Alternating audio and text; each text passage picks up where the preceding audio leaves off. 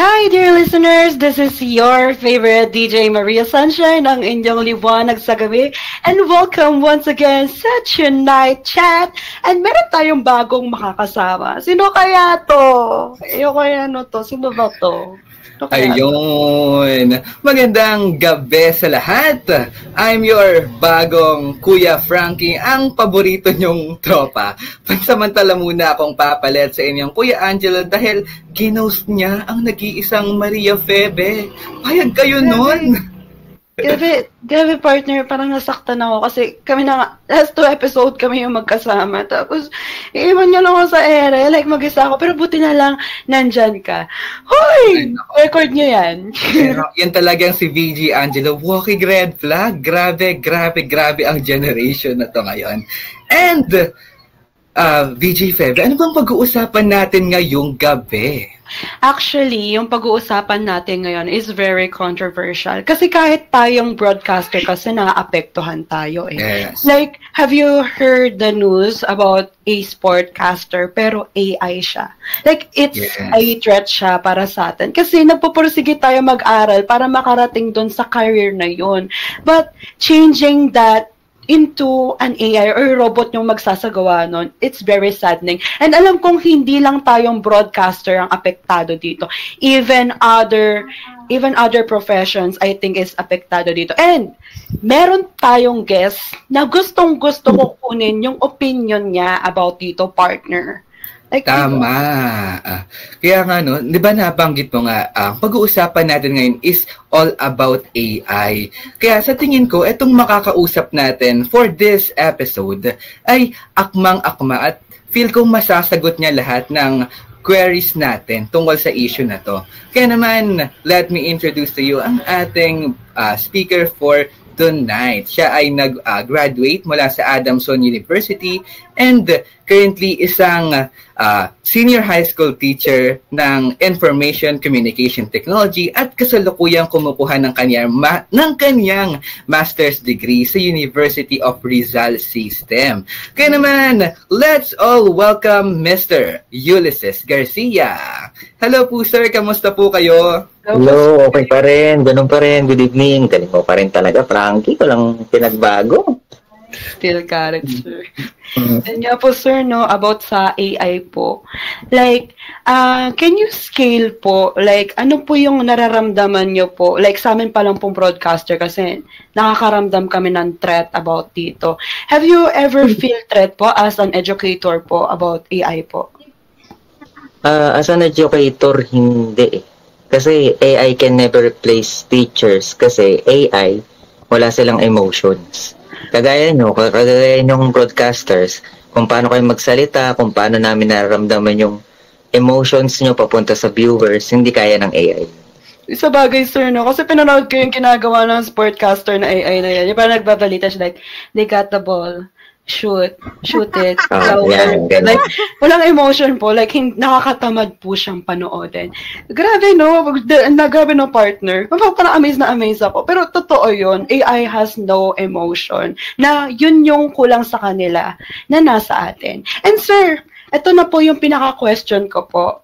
How much is too much po when using AI for student? For me, dahil nga sa ko educator, yung mga student ko gumagamit na ng AI. So siguro ginagamit nila too much kung kinaka-copy-paste nila yung question sa AI tapos hinahayaan nila yung AI mag-answer. So yun, so lack of critical thinking na kasi. Then pwede rin na lack of human interaction kasi maraming estudyante dyan na nagsasabi na alam ko na yan sir, alam ko yan ganyan-ganyan. Pero ito type lang nila sa AI.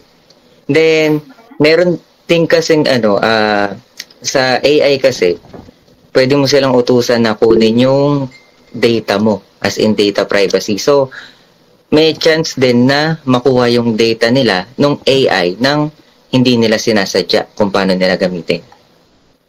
So, tama, sir. Grabe, no, partner, yung ginagawa talaga ng AI, like, making student to be dependent along sa technology. Diba? Kaya naman, grabe, that's mind-blowing. Kaya naman, let's move forward naman, di ba? Sa ating pangalawang katanungan, syempre, kailangan natin pigain itong si Sir Yuli ng information. Kaya, second question na agad. So, Sir Yuli, paano ba natin makukonsider na efficient ang AI in student, para sa mga estudyante in terms of academic capability? So ganito, ang AI kasi parang ganito lang yan parang calculator. Kapag mali yung nilagay mo, mali rin yung isasagot mo. Kung paano mo sila utusan, ganun lang yung isasagot mo sa kanila. Ay, isasagot nila sa'yo. So ganito, pag yung AI, ginamit mo ng tama, so tama yung ibibigay niya sa'yo. So marami akong alam kung paano gamitin yung AI. So, example, as a teacher, so, sabi mo, as a teacher ka, tapos gawin mo tong ganito, then, ibibigay niya ng tama as a teacher, perspective ng teacher. Pero pag yung, bigay mo lang yung questions, tapos, marami siya kasing ibabato sa'yo na na kung ano-ano lang Tapos, ikaw, kaka-copy-paste mo lang. Wala na. Ganun. So, gamitin lang ng tama yung AI. Kaya nga po, sir, no? Meron kasing, di ba, mga cases ngayon, sir, yung mga students na nag-cheat.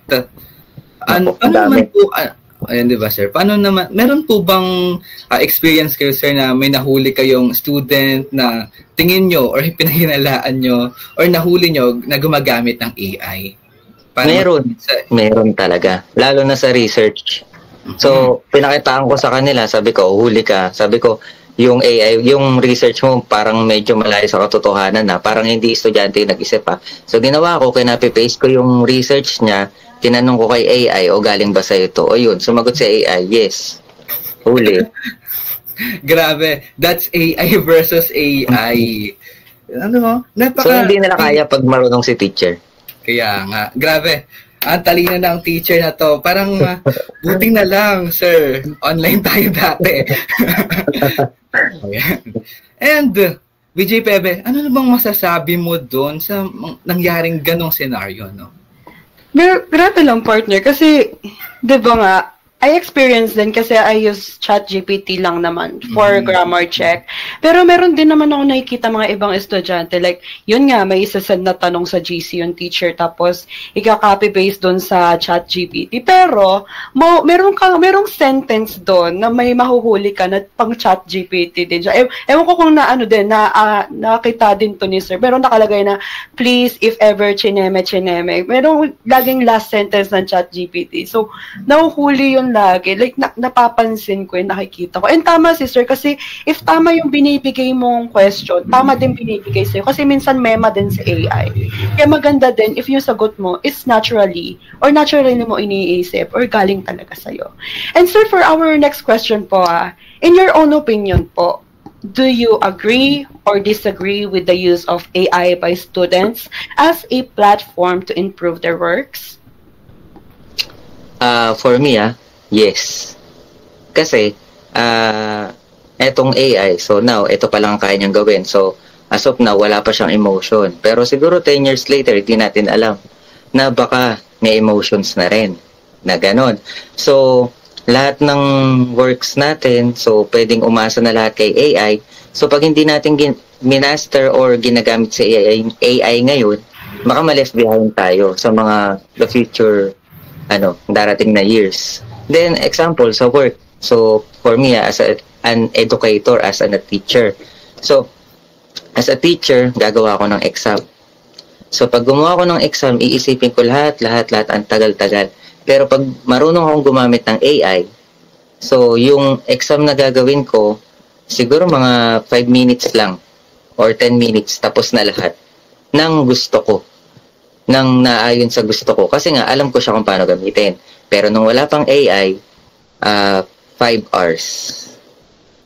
5 hours ko siya ginagawa. So, nakita mo yung 5 hours versus 10 minutes. So, yung 4 hours and 50 minutes, na-spend ko pa sa family ko. Na-spend ko pa mag-gym, na-spend ko pang ayusin yung sarili ko. Pero, parehas lang naman ng result. Parehas lang naman na naiintindihan ko. Kasi nga, alam ko siya kung paano gamitin.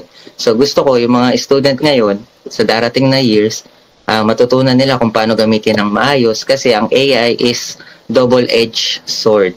So, pwedeng masaksak sila kasi hindi sila marunong or pwedeng gamitin nila para sa work para mas mapadali. So, yun. Tama yun, no? Tama yun, sir. Kasi AI is only used para asistehan tayong tao. Like from the word AI, ano pa yung word? Artificial intelligence, which is ang layunin niya talaga is mag-assist sa ating mga tao. Like, for example, nahihirapan ka nga sa, for example, yung kung paano ko gamitin yung ChatGPT is like, grammar check lang. Pero hindi mo totally pagagawa sa lahat. Kasi ngayon, yung ginagawa ng mga tao, para na lang mapadali yung kanilang ginagawa is, binabato na lang talaga totally lahat sa AI, na nawawala yung creativeness, and nawawala yung yung pagiging natural ng isang tao. Pati yung yung talent nababawasan Kaya nangyayari pupunta sa school.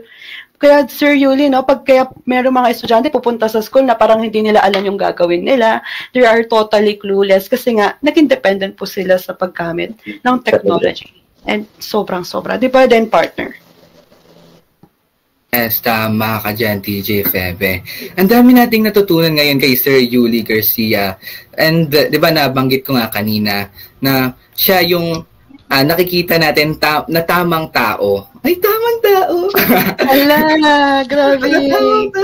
Kinakabahan ako DJ Frank. Hoy! I mean, siya yung tamang tao para i-discuss ang issue na to. And with that, kung gusto pa naman namin napahabaan pa yung usapan na to, pero meron lang tayong limited time, di ba, DJ Febe? Tama, DJ Frankie. Sayang talaga. But thank you so much, Mr. Ulysses Garcia, sa pakikisama sa pag-unlock ng aming imbita. And thank you so much, listeners. Yes, sir. Thank you so much, Mr. Ulysses. And thank you so much sa ating listeners na nakinig hanggang dulo. And I hope, and hindi lang to hope, I am very sure na madami silang natutunan dito. Apply nyo yun, ha? Na AI, maganda siyang gamitin if ginagamit sa tama. And thank you so much, di ba? Yes, tama ka dyan, Maria Febe Sunshine. Kaya naman, it's time na magpaalam na sa ating mga paboritong tropa. Once again, I'm your Kuya Frankie Badango and this is Tonight Chat. Bye-bye! Bye-bye!